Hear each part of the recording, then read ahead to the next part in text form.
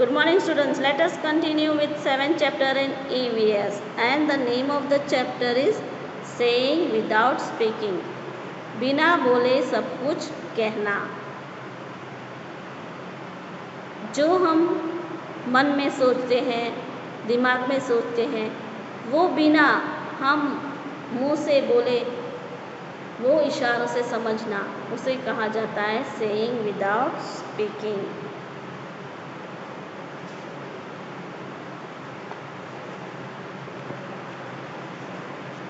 Most of us can hear and speak, but there are some people who can neither hear nor speak. These people talk through actions. They understand what the other person is saying by studying their lip movements. जैसे कि हमने देखा है और पढ़ा भी है कि थोड़े लोग सुन भी नहीं सकते और देख भी नहीं सकते और बोल भी नहीं सकते,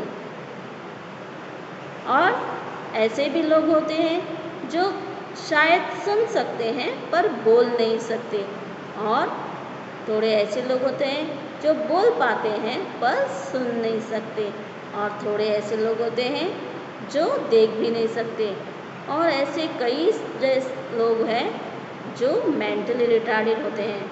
वो अलग ही तरह के लोग होते हैं जो बढ़ते तो है पर उनको कुछ समझ में नहीं आता है.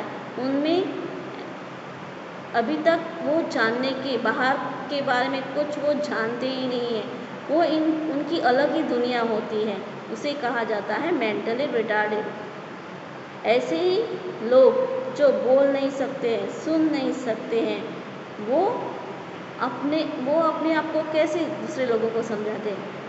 अपने एक्शन से, मतलब वो हाथों से, या फिर जब वो सामने वाला क्या बताना चाहता है तो वो उसके लिप्स मतलब होठों को देखकर, वो होठों से किस तरह से उनके होठ हिलते हैं, यह देखकर यह वो समझते हैं कि वो हमको क्या बताना चाहते हैं. All of us cannot do everything. Some of us sing well, others write good poetry. Some can climb trees quickly, while others can run fast. Some can draw well, others can sing in tune. We are all special in our own ways. Hence, in schools, we can learn from each other. Like all children who cannot speak and hear also go to school to read and write. In schools, sign language is taught to them. जैसे कि हम जानते हैं कि हम सभी लोग सब कुछ नहीं कर पाते, सभी में निपुण नहीं होते, उनमें कुछ ना कुछ थोड़ी बहुत कहीं ना कहीं उनमें कुछ खामियां होती हैं. थोड़े लोग अच्छे गा सकते हैं, थोड़े अच्छे पोएट्री लिख सकते हैं, थोड़े पेड़ पर तुरंत चढ़ जाते हैं, थोड़े दौड़ में निपुण होते हैं, थोड़े अपनी चित्रकला में अच्छे होते हैं, थोड़े अपने संगीत की धुन में अच्छे होते हैं, और सभी अपने आप में खास होते हैं. कोई अपने आप को ऐसा नहीं समझता कि नहीं मुझ में कुछ कमी है तो मैं उसके सामने लाऊं. ऐसा नहीं होता है. उसको अपनी जो कमियां हैं उसे ढकने के लिए भगवान ने उनमें कुछ अच्छाइयाँ भी दी हैं. उस अच्छाइयों का हमें इस्तेमाल करना चाहिए. अगर हम स्कूल में जाते हैं तो हम बहुत सी अच्छी चीज़ें सीखते हैं, और जैसे कि बच्चे वो स्कूल में जाकर अच्छी चित्रकला सीखते हैं, गाने सीखते हैं, अच्छे जब कंपटीशन आते हैं उसमें भाग लेते हैं. वहाँ पर अगर उसमें कुछ कमियां हैं तो वो वहाँ पर उनको जानना मिलता है कि हम किस में अच्छे निपुण हैं. दौड़ने में, गाने में, नाचने में, संगीत में, वो सब उनको पता चल जाता है. और जो लोग बोल नहीं सकते, चल नहीं सकते, देख नहीं सकते, सुन नहीं सकते, ऐसे लोगों के लिए भी स्कूल बनी हुई है जहाँ पर उन्हें उनकी भाषा भाषा का उपयोग करके उनको समझाया जाता है, उन्हें ट्रेनिंग दी जाती है, और ताकि जब वो किसी मुश्किल में है तो उनको वो एहसास हो। और जैसे ये लोग होते हैं वो भले देख नहीं सकते, सुन नहीं सकते, पर उनमें अंदर एक अलग सी शक्ति होती है जिनको उनका आगाज़ होता है। अगर उनको कोई खतरा है तो उनको उसका पहले से एहसास होता है कि कुछ तो घटने वाला है। Let us read about a child who cannot hear yet who can do many things. आज हम ऐसा एक बच्चे के बारे में पढ़ेंगे जो सुन नहीं सकता है पर बहुत सी चीज़ कर सकता है। I have a sister. My sister is deaf. She is special. There are not many sisters like mine. वो कहता है मेरी एक बहन है, वो सुन नहीं सकती है पर वो मेरे लिए बहुत ही खास है। शायद किसी की बहन ऐसी ना हो जैसे मेरी बहन हो। My sister can play the piano. She likes to fill the deep rumbling chords, but she will never be able to sing. मेरी बहन बहुत अच्छा पियानो बजा सकती है और वो उसकी जो गहराई है, वो जो बजाती है उसकी गहराई वो महसूस करती है, पर क्या करे, वो अगर गा नहीं सकती है तो she cannot hear the tune.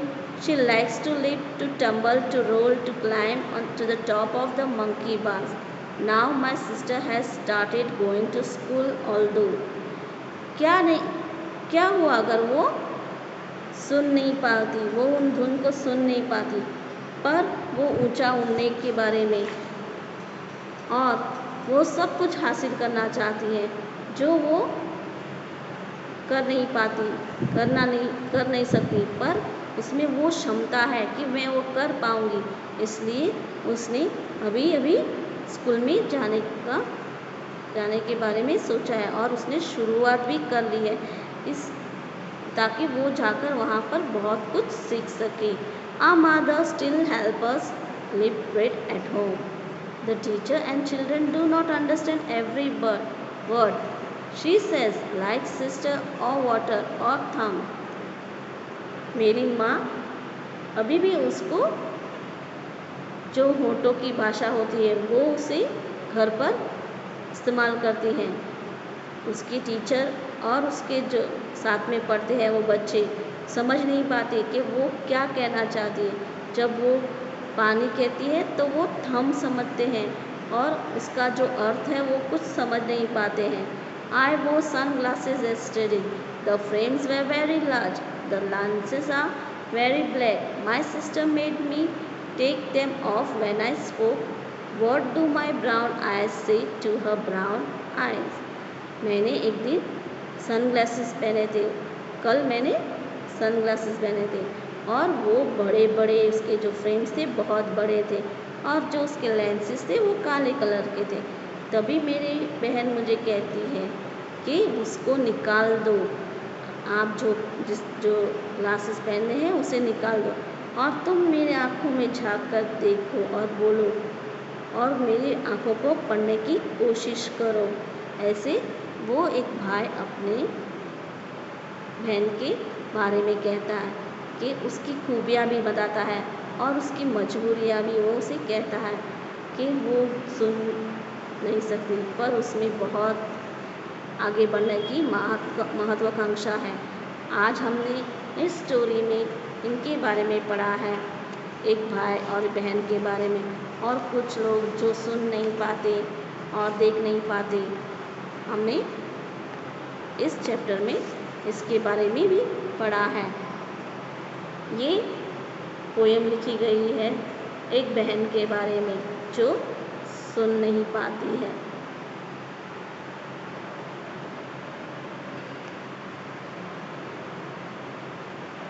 With this, today's lecture I finish up.